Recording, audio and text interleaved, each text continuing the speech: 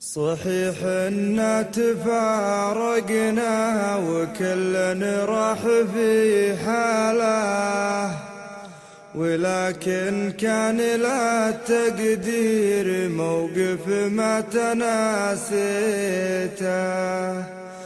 أنا قدرت وضعه والفراق اشتد زلزاله، ووصاني على الصمت وعلى التفكير وصيته، وسامحت على اللي قال واللي ما بعد قاله، وعلى راحة ضميره والقرار الصب خليته. بديت أرقب نتايج خلوته بدموعها هماله، وتحريت على نار ويا ليتي ما تحريته. صدمني بالفراق وسرعته في ردة أفعاله، وثبت بخيال ما سعى الواقع بتثبيته. بعد ما كان أقرب لي من الرجال لضلاله، بعد ما كان يضحك لو قسى قلبي وبكيته، بعد ما كان قاهر كل عذالي وعذاله، بعد ما كان يتفرج سحابي كل ما جيته، بعد ما كان يعشق من رجاحة عقلي يهباله، بعد ما كان سيد قلعة الشعر وعفاريته. بعد وش عاد باقي يا بعد يكود موله، ليجر وانا غافل وقرب لي وضميته. أنا وشلون أصدق بالفراق وبرق خياله، وانا قبل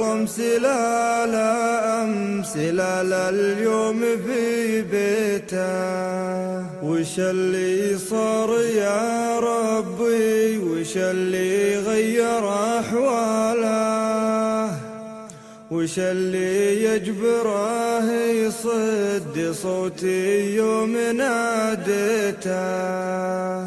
قسى ولا نسى ولا عسى ما كان في باله، فراقي واعتبر ما صار ممسك صاب تفويته.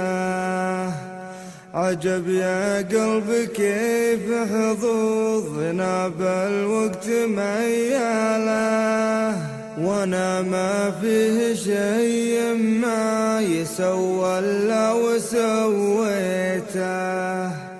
غدا راسي هدف نقص الزمان وخمت رجاله، وانا راسي عزيز وعن سقاط الحكي عزيته، وعزيت الحبيب اللي ضوى قلبي على جاله، وشلت القلب في كفين مرضاته وحطيته.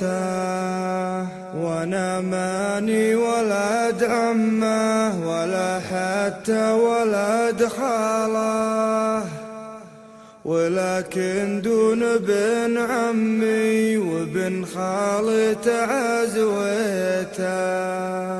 ولكن راح وابقاني على صدر الحزن عاله، ولزمني خطايا اللي عليه نذر ما خطيته. فإذا هو شايف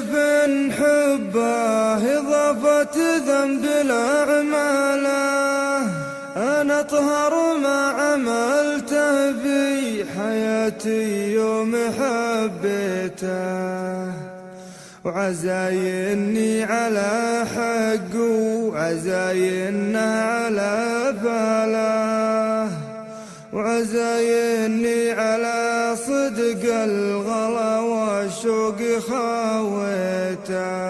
ولو حنا تفارقنا وكل راح بحاله، أبستناه لين الموت تقف بمواقيته،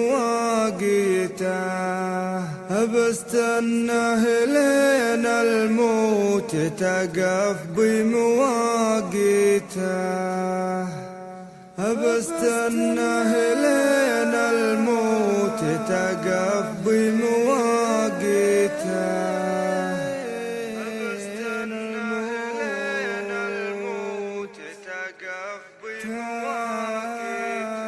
تقف بمواقيته.